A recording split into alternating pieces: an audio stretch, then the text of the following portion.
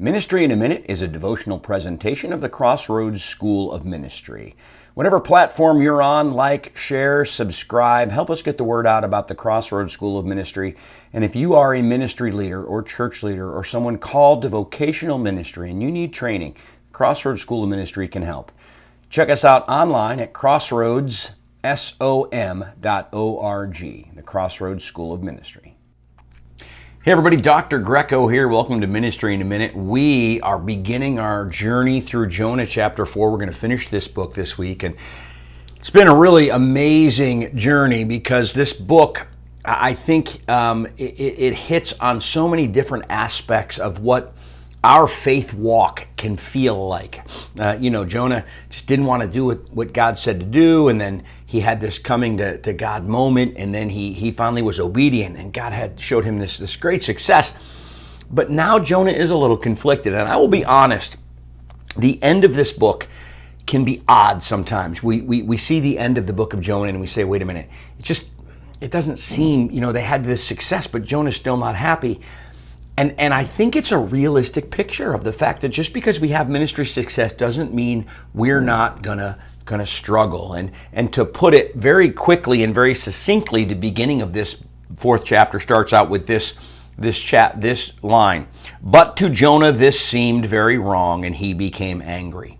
See, Jonah wasn't happy about what God had done because he didn't necessarily like the Ninevites. Remember last week, all the Ninevites got saved, the whole city changed, and Jonah wasn't happy about it. Now, we would seem to think that if a city comes to God, we're going to be happy about that. But we all have to admit there are people who we see succeeding that we might not think are genuine people, or there are ways that God does things, or things going on around us that we believe God's involved in the world, and yet things don't seem to go the way they should. And sometimes we get upset with God. And what I think we need to talk about here is the word worldview.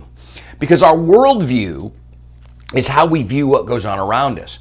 And Jonah still hasn't come to a place where his worldview is completely godly.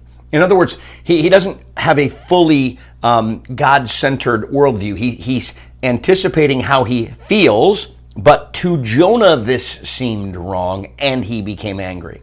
See, if that said, but to Jonah this seemed wrong, so he prayed and asked God why it wasn't.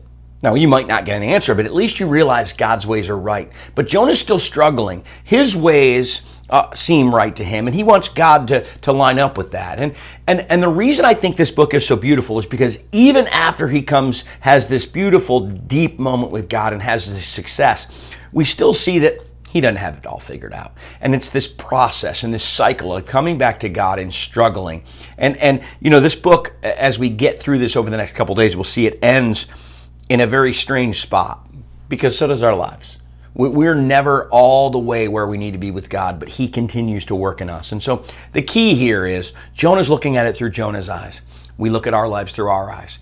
Each day our goal is to look at things a little more through God's eyes. And as we shift our worldview from 60-40 God to 65-35 God to 70-30 God, and I think we become better and better and better at serving and seeing what God's got planned. So can't wait to get through this book, and we'll have another kind of insight from chapter 4 tomorrow, and then of course Wednesday night we'll go through the entire chapter. Ministry in a Minute. See you tomorrow.